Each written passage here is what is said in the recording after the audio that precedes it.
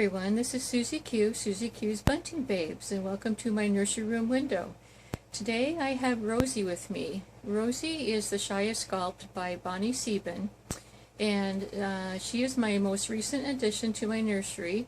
I got her a couple of weeks ago, and I'm just thrilled to death with her. She's my little chunky monkey. And she's wearing a dress that I changed her into after I first got her. This little precious little dress is from Carrie of Carrie's Little Cuties, and it just fits her perfectly. And so, but I'm going to be changing her out of that into a summer outfit. It's one of my Garanimals outfits that I got for my 0 to 3 month old baby girls. And so that's what we're going to be doing today. I wanted to show you again how lovely this dress is. It's got beautiful lace outer skirt, and it's got a tulle underskirt to make it kind of fluff out, and then it's got a satin slip underneath, and then it's got an attached onesie under there. So anyway, I love this little dress, and it's certainly going to be a favorite of mine, especially that it came from Carrie of Carrie's Little Cuties. So I'm going to lay her down right now, little Rosie, and because I want to show you what she's going to be changing into today. And I want to prop her up like that, so that, so that you can see all of her cuteness and her little dimples and all of that. Oh, she also has her elephant lovey with her today. This elephant lovey plus a matching blanket had come with her. And so it's just really precious. So you can hold on to that. Okay, so here's my little instruction book that I got with my my set of Garanimals baby clothes. And so today what I'm going to be doing is changing her into this top with these bottoms. And I thought it would be really cute and summery today because the bottoms have butterflies all over them, and then the top has also some a couple of butterflies and some flowers. And so actually these shorts also tie in with this little top too, but I wanted it to be like more of a coordinating thing than a matching thing today. So I'll show you that. This is the top. It says one of a kind on it, and it's really sparkly. And I chose this for her today because she is one of a kind. It was reborned by Emma Bennett, my favorite artist, and she is one of a kind. Well, as are all reborn baby dolls. But anyway, I just thought that was very suitable for her today. And then the shorts are going to be these little butterfly shorts, and the bow actually is a very shimmery bow, just like the shimmer in the onesie. So that's going to be the outfit. And then I'll show you what's going to be underneath. And because she's such a smiley little girl, this little onesie I'm going to put underneath, and it says happy little lady on it, which she is a happy little lady. And then I have these shoes, little summer sandals. And I'm finding out with this little girl, she is, like I said, my chunky little monkey, and her little feet are not so little. She actually, right now, she's wearing a size 0 to 3 month baby shoe, and they just barely fit. And so I found these shoes that actually fit my my Heidi, and who's a toddler, and these are a size 2 in Garanimals. And so they're a little bit big for Rosie, but you know, they fit her. I think they look really cute on her, and we're going to try those out today. And I need to find some more, like maybe size 1. I think size 1 shoes would fit her perfectly. And so I need to find some size 1 shoes. But the socks that I'm going to put on her today have these pretty flowers that that match the color of the pink and the shorts and also the top. And then last but not least is going to be this beautiful rose headband. And that's going to go on her little head too. So let's go ahead and get started. So today, I wasn't sure what I wanted to talk about today.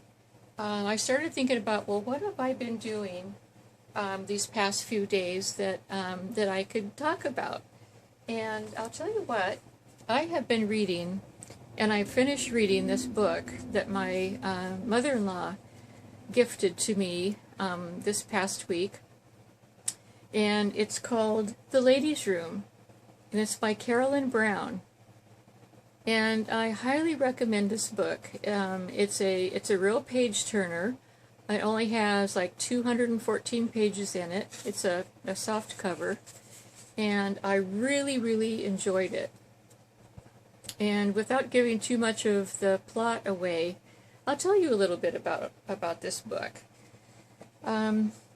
This book is basically about a man and a woman that meet at a funeral of the woman's great aunt. She passed away. They met at the church of the funeral, and they just kind of clicked right away. He was basically known as the town, I guess you would call it, and I hate to use this word, but it's, you know, they didn't use this word in the book, but I don't know what else to say other than the town doofus. That's what he was known as. That was his reputation. And so, you know, he was like the oddball. Everybody thought of him as the oddball. And so, anyway, that, you know, with just that little bit of background, they ended up, because of her great aunt's passing away, this woman inherited the great aunt's house. And the house was in great disrepair. And so, as it turned out, the guy was like a fantastic carpenter. And he was also, he lived next door to the great aunt. And the great aunt and him had become really close friends throughout the years. And so, anyway, the woman ended up finding out that the man was instructed by the great aunt to help her out in fixing up the house. And so that's basically what the story is about. It's about their experiences and their fun and everything that they did together in fixing this house up. And so I guess and I'm not going to tell you the details because you know, it's really a great book. Like I said, it's a page turner, and I could hardly put it down. And so it would be really, you know, worth your while if you're an avid reader like I am. I love to read, love to read. And so I get totally immersed in books, and this is a really good book. But I guess, like I was going to say, the takeaway of this book would be, I don't think that people should be taken at face value.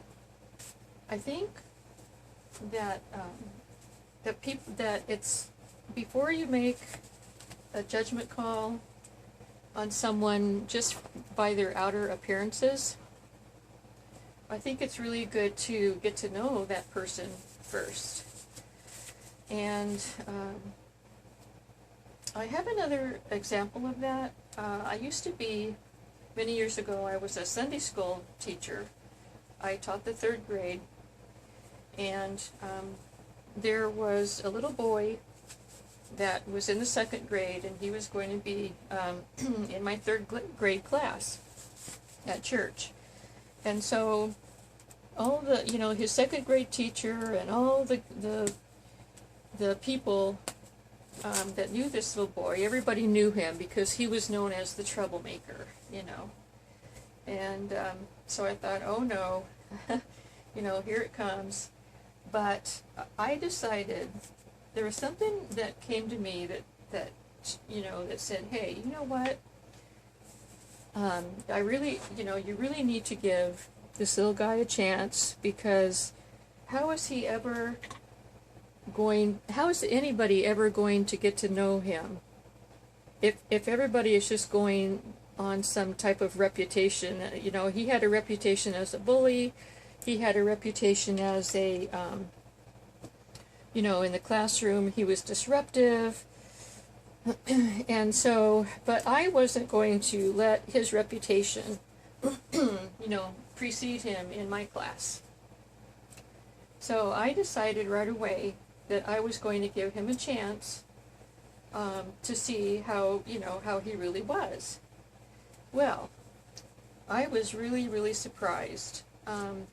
What I found was this little boy was really a smart little guy. He had been, he had been, basically born and raised in church.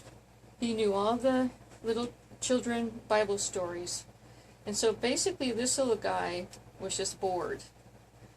And I saw that right away, because I have a son that was the same way. He wasn't a bully or any of that, but he was always, when he was smaller, he was always bored in class because he belonged in the advanced classes. They call them gifted classes.